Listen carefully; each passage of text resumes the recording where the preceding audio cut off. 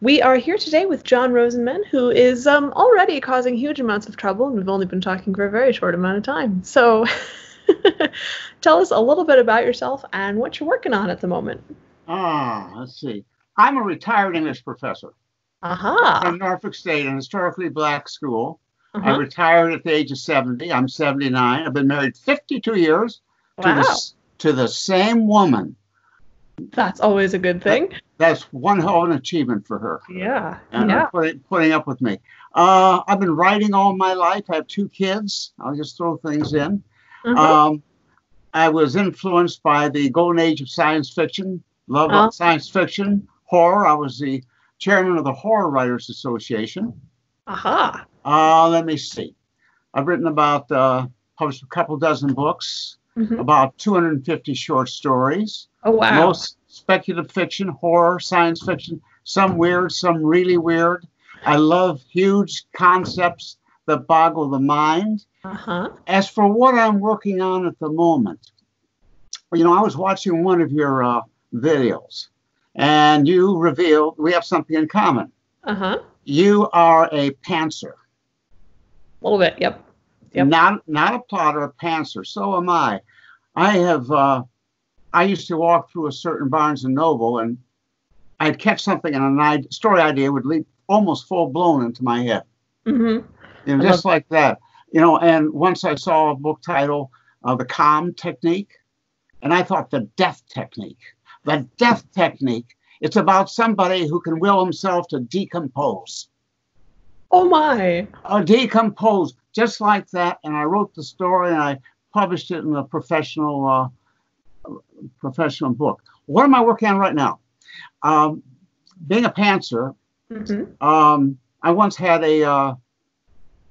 made up a word. You've heard of seafarer Uh-huh. and so on, wayfarer. I Uh-huh. came up with the word dreamfarer. Oh. Dreamfarer. And I thought, well, there's got to be a futurist time after a nuclear war Mm-hmm. where most of humanity is in dream cabinets or dream boxes, CIU, cerebral interface units, Uh-huh. underneath the earth throughout the world. And people are still fighting, nations are still fighting the Third World War in space. And what if one person decides to stop this? Because it's not right that people should dream wonderful dreams, no matter how wonderful, they're avoiding real life. Mm-hmm. So I wrote that novel, and I have a friend, a retired English professor, a couple of years older than I, even older than I am. She has published, she's remarkable. She's published 20 books novels about a 12th century Japanese detective named Wow. Nakata. Name's I.J. Parker. So we're swapping chapters back and forth. Mm-hmm. And I finished my novel. I'm going to get to your question. Actually, I finished my novel. I had in bold type, end, which means the novel's over, darn it. And she missed that. She was hooked on it. And I said, but the novel was finished. She said, continue it. So I'm continuing it in my pantser-like way. It's like wandering through the fog.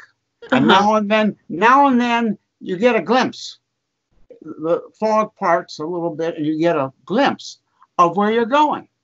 The problem with me is I have this hero. The title of the book is Go East, Young Man. It's a sequel to Dreamfarer. He's walking 1,250 miles across country to get for Denver. Okay. The problem is I don't have, this is in the year 2160. Uh-huh. And even more importantly, I don't know the country that well. What's the Bayside Bay? What's the terrain of California? In the first novel, I was able to describe the Golden Gate Bridge. Mm-hmm. But the terrain of California, Nevada, I've been to Nevada 8 times, but only to Las Vegas to gamble with my sister. So I have to cover all this territory that I'm not familiar with. And it's nice to be a pantser, but it's also helpful, necessary to do some research. Yes, absolutely. Although, from pictures I've seen, the west or the eastern part of California onwards to Nevada, all the way through the eastern part of Colorado. There's not much going on. Thanks. I'll make a note of that. But anyway, the hero's going to Denver to destroy another dream factory and wake maybe another million people up. I imagine people are probably trying to stop him at this point. Yes, they are. They've got satellite surveillance, ground-based surveillance, and they've been picked up by somebody who helped blow or delay the generator for the first one. But as I'm going with him, I'm finding out I don't know what he's really like. He's somewhat of a mystery to me. And he's changed. Is he a good guy, or is he a bad guy, or is he a mixture? I don't know. It's a puzzlement. Well, you've got 1,200 miles to figure it out. That's comforting.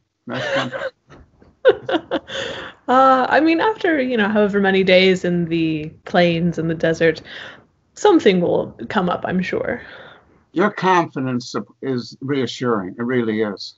Well, you wouldn't have done 250 short stories and a couple dozen other novels if you were pretty capable of figuring things out, I imagine. I keep scribbling. Sounds like trouble. Okay, so tell us a little bit about some of your short stories, because that's rather a lot of short stories. Oh, wow. Where do I pick? One comes to mind. We have a pandemic now. Yes. And years ago, I wrote a story about a young woman who notices a growth in her breast. And there's a nameless disease that people won't mention. And it fills them with fear and revulsion and hostility. And the story, I like the title of the story, The Blue of Her Hair, The Gold of Her Eyes. Oh.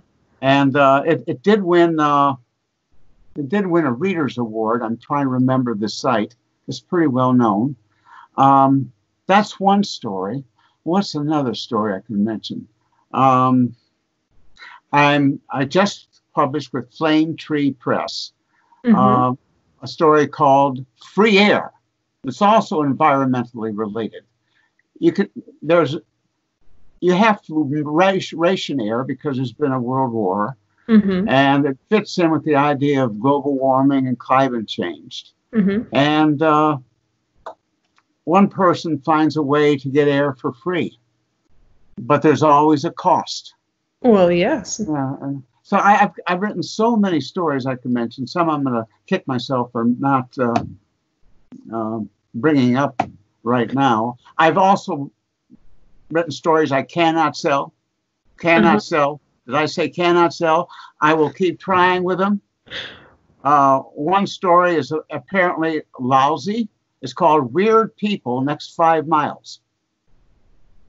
And weird people of various sexual and other odd orientations, philosophies, set up stalls alongside the road. There's one called World Enough and Time about an immortal and what it's like to live forever. Now, in the novel whose cover I just posted, Inspector of the Cross, it's a novel series. It was inspired largely by a novel which won the Hugo, the Nebula, and the Locust Award called, what was it? Just a minute. Skip my mind. The Forever War. Okay. Have you heard of it? I've heard of it. I've not read it. I have heard of it. Joe Haldeman. And it's about a soldier who serves in a war that lasts 1,000 years. Okay. Against aliens. But the problem is, because of time dilation, you slow down, and people live and die. And I wondered what the consequences would be, the psychological effects. So I said, if only 1,000 years, I can up that. So I began the series, the Inspector of the Cross series, with a hero named Turton, who, as the novel begins, is over 3,500 years old in objective time. He travels in 3 ships in suspended animation. Mm-hmm. But what must it be like? He's the best hero of humanity. But what must it be like to meet your great, great, great, great, great grandson as an old man one day on a ship? What must it be like to leave children that you've just sired because duty calls? It covers 4,000 years, and it raised certain questions, which if we venture into space, we will have to face. Yes. Yes. Unless you get, faster than light technology and all of that other wonderful thing that shows up in Star Trek, and you go, it's great. I'm not actually sure it works. Actually, I have that. They just go through down wormies. Okay. Black holes, Uh-huh. and just shoot out into another part of the universe. Okay, but then you've got the whole time dilation around a black hole thing. Yeah. This is true. Oh, so much fun, though. It is. In many ways, I'm a kid at heart. With that. I mean, we spent Sunday, I got my family to watch a 3D movie, Journey to the Center of the Earth. It's in 3D. And we got our glasses on, and we're eating popcorn.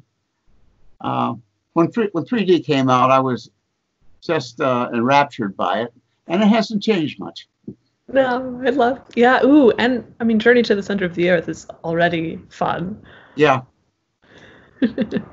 Okay, so as far as the writing process goes, with the ideas that pop fully formed into your head, what does the actual putting it down onto paper process look like for you? Because it's always different for every pantser I've ever met. Yeah.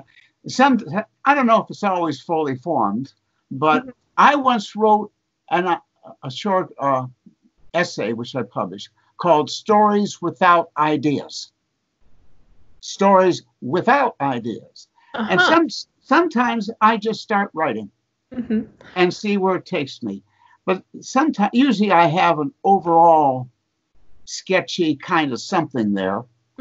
And I start writing, and I see where it takes me.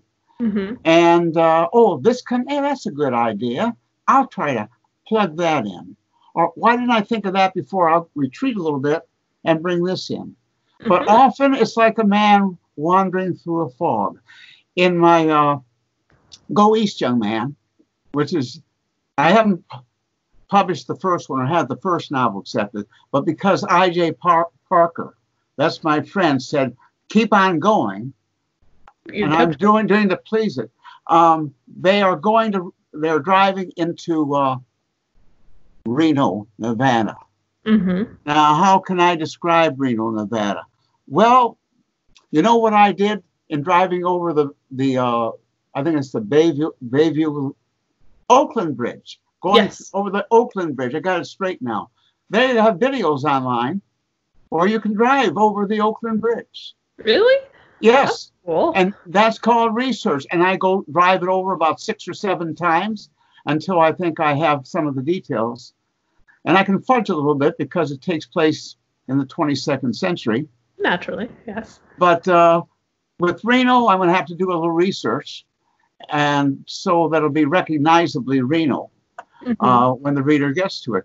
Otherwise, I can just free associate. I'm going to have a gambling situation in Reno. You've got to have that. And it's exciting sometimes to see what's going to turn up, what your imagination is going to conjure. Yeah. But other times, though, especially with a novel like this, being a pantser is risky. Because you don't know, you go into that world and you don't know if you're going to get out of it in one piece. Or rather, if the narrative can. Do you know what I mean? Have you accidentally killed any characters like that? Because I have. Killed any characters like that? Accidentally? Accidentally. Of course, you can go back. I'm tempted to kill off one of the 3 amigos. So there are 3 amigos in this current story. but I don't recall that I have. You're talking about a situation where you kill off a character and then later on you say, gee, I wish I hadn't done that. Well, or the other situation where you've got your character and you have no idea what's going on, and all of a sudden they're dead. And you're not quite sure how it happened. Whoopsie daisy. Oh, whoopsie. I'm probably after this interview going to think of somebody I've done that to, but I can't recall. That's probably a good thing because your characters are not hunting you.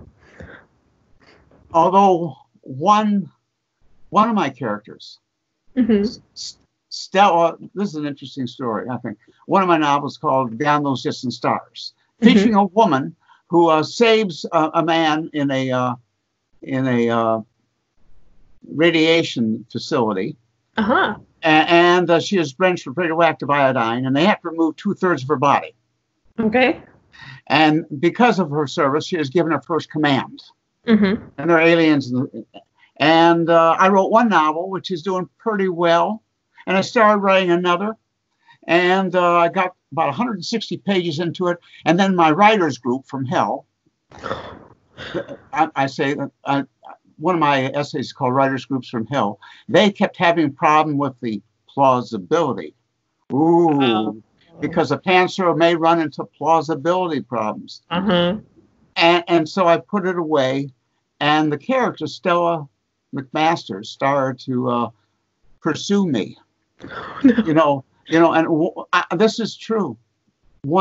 I went into the shower one day, and she was there waiting for me. Oh no! I knew she wasn't actually there. Right, naturally. But it was kind of haunting. And she said, "When are you going to write the sequel?"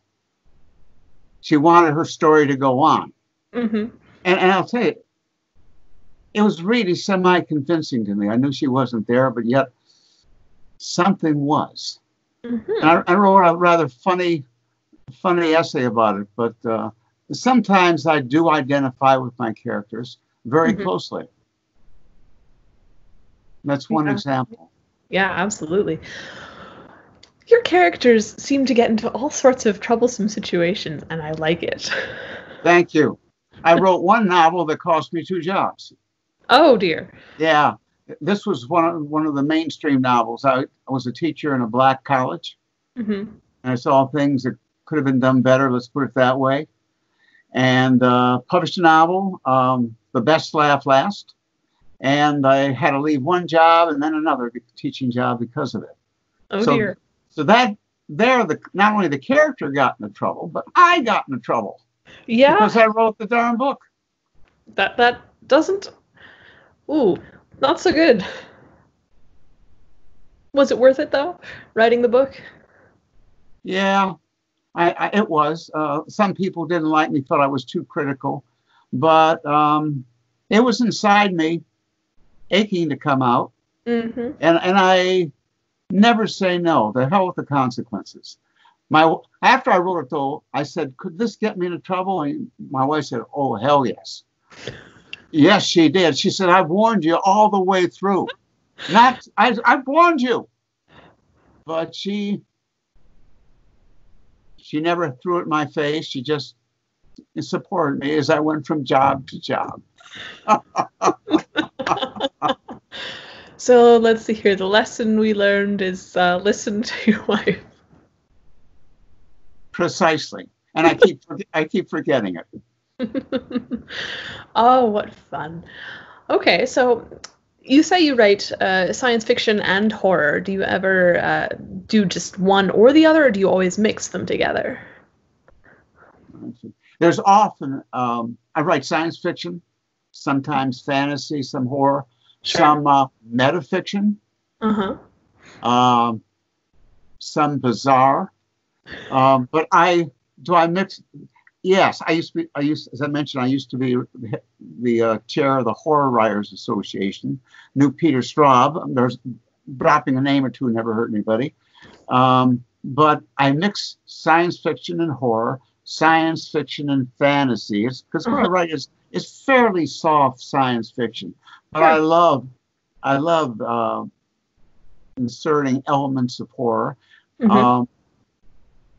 science fiction horror is a subgenre, and Yes. I've written quite a bit of that. Let me see. Beyond Those Distant Stars involves quite a bit. Some people didn't like it because I put in monsters, aliens who have a monstrous appearance and monstrous powers. Well, And then I mean, yeah, it makes sense. yeah. And then I create an ultimate villain, the All Mother, who controls the universe, and our hero has to come to grips with her. Two women, Stella and the All Mother, a big shootout, I guess you might say. A space opera too, in a way. You know, six guns in space, that type of thing. Sure. Wow, gosh, it's been a while since I've seen horror mixed with space opera. Yeah. What fun. It really is, and purists probably won't like it, but the golden age of science fiction. Recently, I submitted to a Lovecraft anthology. We'll see how that turns out.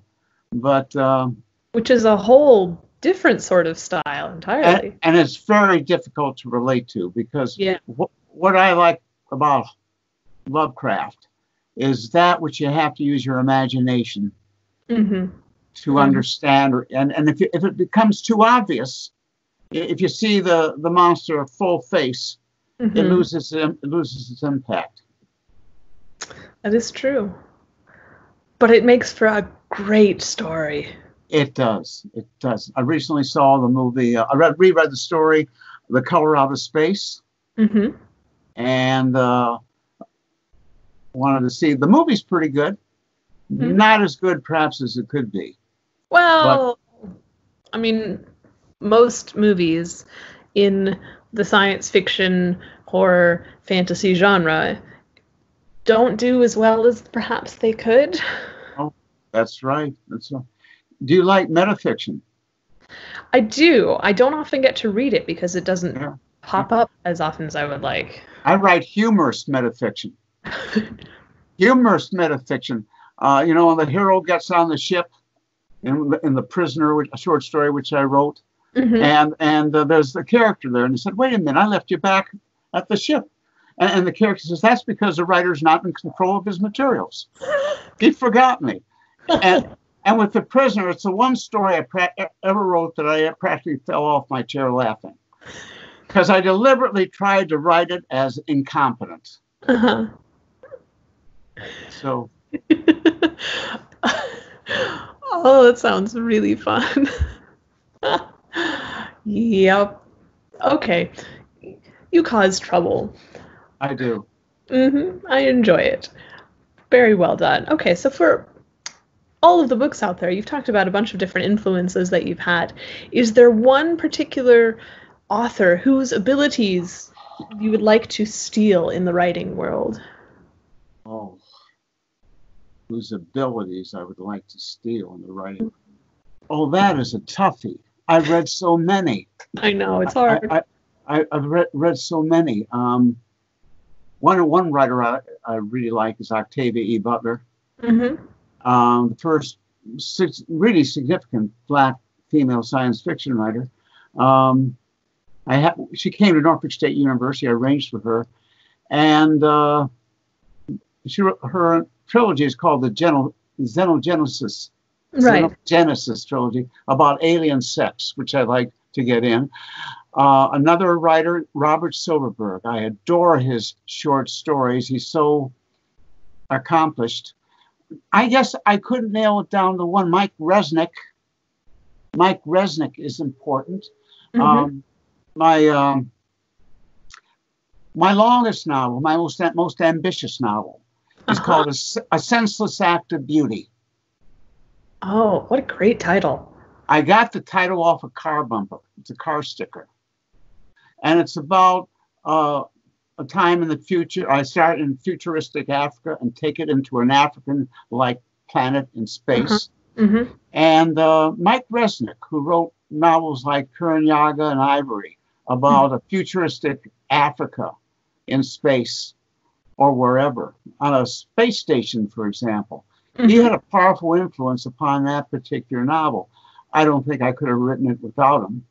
But after this interview is over, why didn't you mention this writer or that writer? Oh, there's so many out there. So many good ones. Yeah. Oh, the books to read list, it just grows and grows and grows. And I just wish I were a quicker, faster reader, but I'm not. Well. Reading, I mean, you have to process things, and the visualization, it's not like you can, sit down and watch a movie. No. If you could, insert the book into the DVD player, that would be pretty cool. Yeah. I do have 4 audiobooks. Oh, really? 4 or 5 audiobooks, which I encourage readers to check out. Yeah. Like For Beyond Those Distant Stars. Sure. Senseless Act of Beauty.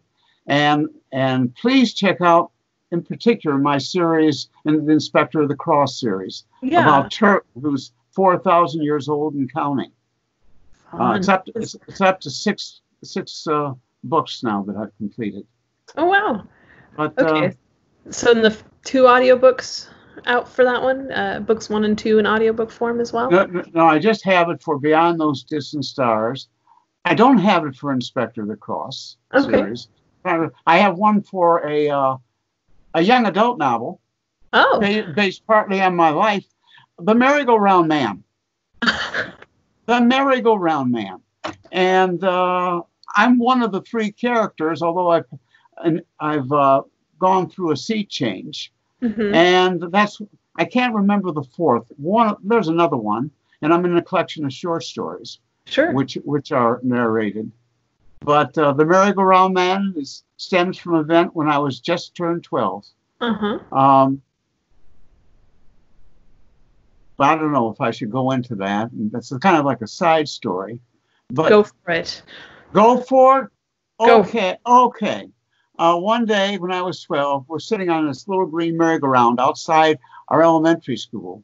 And a girl comes out. And she says something like, "Come in, boys. Come on in, boys, and see my bra." Oh, dear. And I thought, what the hell is a bra? I had no idea. And I put that that's how the novel starts, with me and 2 chums. And then one of my 2 friends was really ambitious. And he says, "You see that merry-go-round? It's just a little dinky merry-go-round. The one who climbs to the top of it first, who beats the other 2, who clambers up and gets there first, will be the merry-go-round man. He will be the winner for the rest of his life. He will be the merry-go-round man. He will have everything he wants." And so the 3 boys clamber and struggle to get to the top, and one of them wins. And from one point of view, the rest of the novel tests that thesis. If you can really have a wish like that and make it come true, will the one who wins really be the merry-go-round man for the rest of his life? Oh, what an interesting concept. Yeah. Ooh. Is it really interesting? Yeah. Okay. And there's so much you can do with that. And I'll tell you about one character. I won't tell you if it's me or not, but he has 2 great gifts. Okay. He could be the greatest boxer in history. Or he could be a peerless expressionistic painter. And he's Jewish, and his father hates the fact that he wants to be an artist. Now that I got, you asked about writers who've influenced me. Chaim Potok wrote a novel called My Name is Asher Lev, about a Jewish boy with a dogmatic Orthodox Jewish father. I stole that from him. I confess it. How interesting. Oh, see, there's so much that could go into that. So many ways that you could. I could talk your head off about it, but I won't. That's fine. We'll ask one more question. And so for writers trying to get into your genre, which I'm going to classify as exploring people, are there traps to avoid? You mean in writing or reading it? Yes. Traps to avoid in, let me see, traps to avoid. Oh, that's a thought question. I try to have at least one thought question. One thing is you have to have patience. You have to be willing to give it a try. If you experience something which seems too far out there, too absurd, too ridiculous, too silly, supply your own adjective. Since it's recognized as a genre, and so, for example, so many movies like Star Trek's, etc., made from it, you need to be patient and go with the flow. Go with the flow. And another trap is science fiction. Differs in that you may start with terms that you may not recognize at the beginning. You find this in Octavia Butler's, some of Octavia Butler's stories. And you have to be willing to recognize the fact that science fiction readers accept this. Accept this, and you have to be willing to give it time for their meaning to become more obvious to you. That's one thing. And something to avoid as a writer, you can have far out imaginary events and people, but you still have to remember the necessity of being logical. You have to have logic. You can't be inconsistent without a reason. So you still have to have a background of realism. If you don't have that, the narrative is just going to crumble. So that's one thing a reader has to keep in mind. Another thing that a reader or writer has to watch out for, especially a writer. Yeah. Well, it's always difficult if you're trying to push the boundaries in science fiction or speculative fiction, any spec fiction does that, and then still make logical sense. Those two things don't always go together. No, they don't. And I was a member of a writers group for 20 years, and sometimes I would get picked apart because of plausibility. This doesn't connect with that. Or something else. And sometimes I think maybe I should have picked a different avocation or vocation, because it can be painful and glorious sometimes at the same time. Yes, that is absolutely an accurate statement. You're a writer yourself, you know. Yeah. Oh, boy. So many books, though. So many things to do. Not enough time. Never enough time. Well, I mean, your character seems to have all the time in the world. World Enough in Time is the title of one of my stories. And Turton has too damn much time. Oh, no. Because he's outlived a dozen or two generations. And most of us want a home. We want something that we're familiar with. And he's always on the road or off in space. Gosh.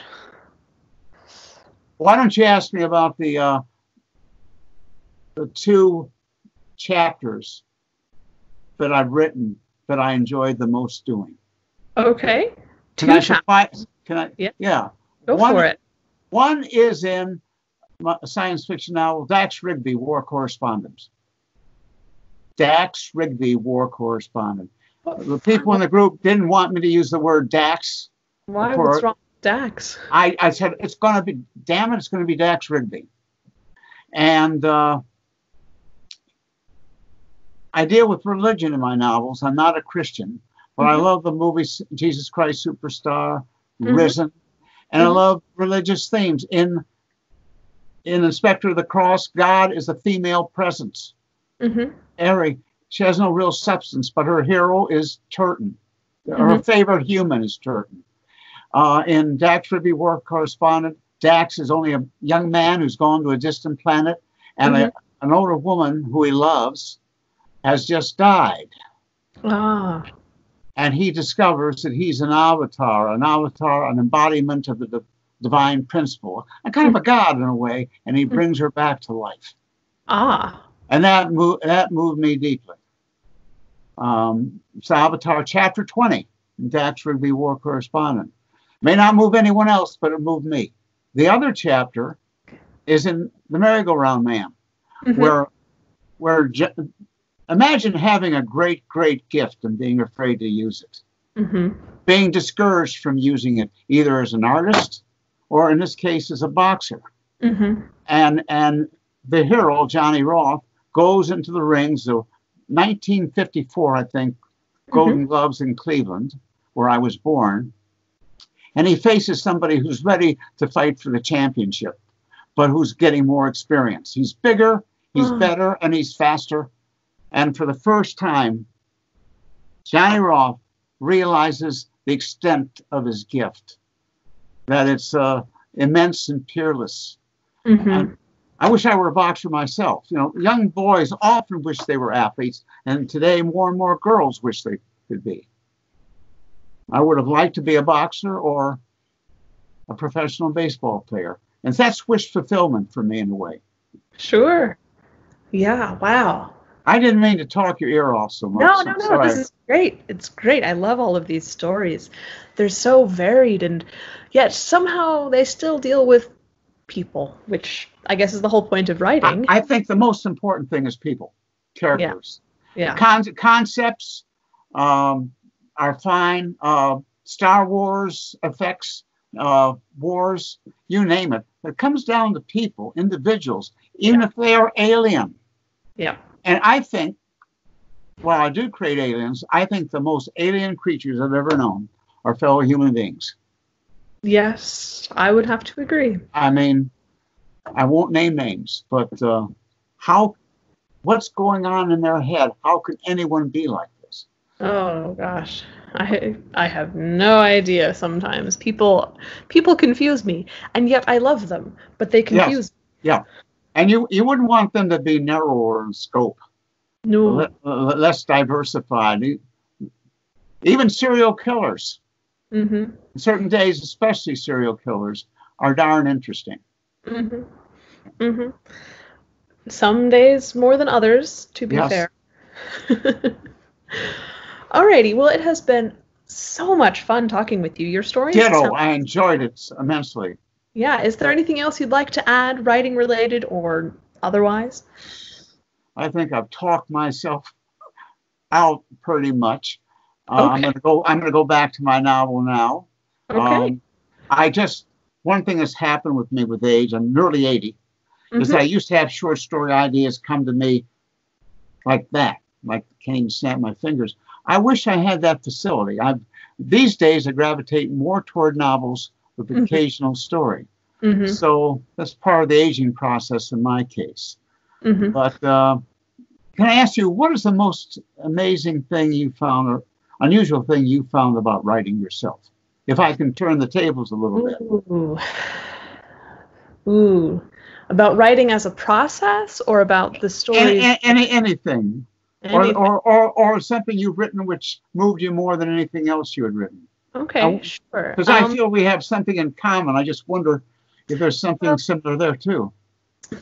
I like being able to go back and read one of my stories that I wrote, 4 or 5 years ago and say, where did that come from? This actually is like a good story, and the characters, and wow. And so being able to do that, it's so much fun. And I like exploring abstract concepts and making them reality. So Speaker of Words, which is my sci-fi dystopian novel, I explored a lot of linguistic concepts. Okay, how do you relate to language, and how does language shape your reality? And it's a fairly extensive linguistic theory that has been explored for years and years and years. And just being able to talk about such things is fun, because it's those abstract concepts that everyone deals with every day, but you don't think about them. And your language affects the way you think, obviously. I mean, it shapes you in immense ways. I know in Speaker of the Shack, I created evil angels as a species. And, Uh-huh. and how do they speak? Well, one thing I did was I had kind of like, what do you call these symbols, V's, shaping their speech. Hmm. But there's a Yoda, of course, Star Wars. But yeah, and how can you do that and at the same time make it relatable to the reader so you Yes. don't lose him or her? Yeah, Yeah. that's Oh, it's always tricky, but when it works, oh, it works well. well. I wish you much success. Well, I've enjoyed this chat. It's really Thank- great. Yeah, it was fun. I'm really looking forward to reading your books. Thank you. Thank you. I'll have to look at least one of yours up as well. I promise. No, Which one do you recommend? well, I mean, That's another question. Okay. What book should you start with me? Which book should we start with you? Is there? ooh, Ooh. those are hard questions. Yeah. Uh, I've only got a few out at the moment, because I'm, just starting the whole writing career thing. But Speaker of Words is a standalone, so you can always read that one. The One Who Could Not Fly is the beginning of a fantasy series. So, Okay. and if you're willing to wait for the rest of the series, then that's a good one too. Okay. And I've got many more in the works. One of which is a fantasy satire called The Innocence of Death. The Innocence of Death. Now there's a title. It just popped into my head. Basically, a marketing agent gets shot, and Death appears and wants to hire him. And things go wrong from there. Wait, he's already dead. Yep. So then things go wrong before when he was killed. Yes and no. Okay, that's intriguing. So yeah, I like playing with expectations and twisting it around. I just remembered. This is probably off the subject. Before we close, Mm-hmm. in what's the now? Speaker of the Shack. Uh-huh. The hero is converted to this alien form of the angels, Mm-hmm. and he mates with their queen. Mm-hmm. And this lasts for about 10,000 subjective years. Mm-hmm. And in the process, they change roles, change bodies. Uh-huh. And I thought that was an interesting concept. Yeah. That would be very disconcerting. I had to throw that in, but Yeah. Ooh, disconcerting, but very interesting. yeah. All right. Fun. Well, have a fantastic day. The very same to you. Yeah. Don't get caught causing too much trouble. I probably will. I feel it coming on. And the thing to do is to avoid. I've been thinking of taking up surfing. Uh-huh. There's this. I play a lot of tennis, and this woman who suggested she give me a lesson. Okay. And I think maybe that way danger lies, but we'll see. Well, have fun with it. Thank you so much. It's been great talking to you. Yeah, you too. Bye. Goodbye.